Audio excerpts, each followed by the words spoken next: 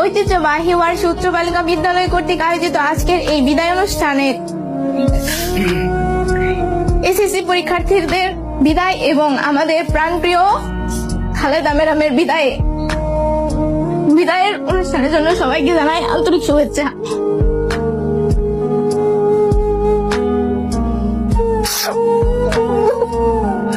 ভাবিনি এই স্কুলটাকে এত আপন করে নিব।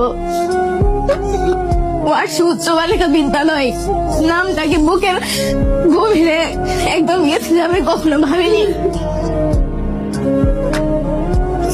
আজকে থেকে আর এই স্কুল ড্রেস পড়তে পারবো না। ভাবিনি বিদায় বেলা এত কষ্টের হবে।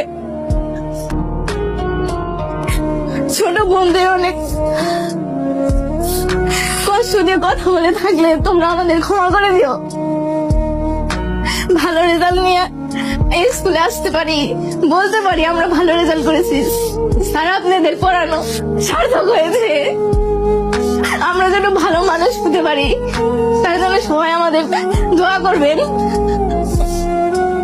আয়োজিত এসএসসি 2026 ব্যাচের বিদায় অনুষ্ঠানে উপস্থিত সম্মানিত সভাপতি ও শিক্ষক মন্ডলী, সামনে উপস্থিত আমার ছোট বড় ভাই ও বন্ধুরা, সবার প্রতি আমার আন্তরিক সালাম, আসসালামু আলাইকুম।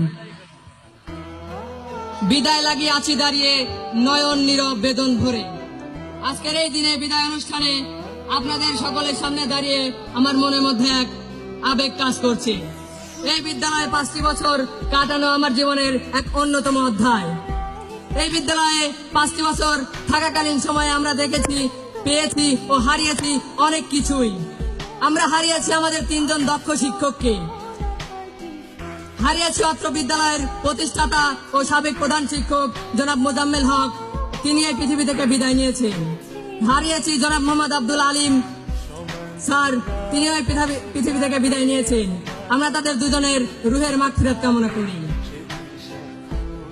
বিদায় নিয়েছেন জনাব মোহাম্মদ মোজাম্মেল হক বিএসসি স্যার, যাকে সবাই বড় বিএসসি স্যার নামে চিনতেন। আর কয়েকদিন পরে আপনাদের থেকে বিদায় নেবে আমাদের স্কুলের ধর্মীয় শিক্ষক জনাব মোহাম্মদ আবুল কালাম আজাদ। আমরা পেয়েছি 5 জন দক্ষ শিক্ষককে, পেয়েছি আমরা অনেক বছর পরে বিদ্যালয়ে বার্ষিক ক্রীড়া প্রতিযোগিতা, ও দেখেছি পূর্ণমিলনী অনুষ্ঠানে আশা দিয়ে নিরাশা করা, দেখেছি স্কুলে একটি শুভ কাজ। আজকে আমরা এই স্কুল থেকে বিদায় নিচ্ছি ঠিকই, কিন্তু আমরা থেকে যাব সবার মনে। বিশেষ করে আমার কথা সবার মনে একটু বেশি থাকবে। যখন কম্পিউটারের কাজের কথা মনে হবে কিন্তু সেটি কাজ করছে না, তখন মনে পড়বে এই বাইচদের কথা।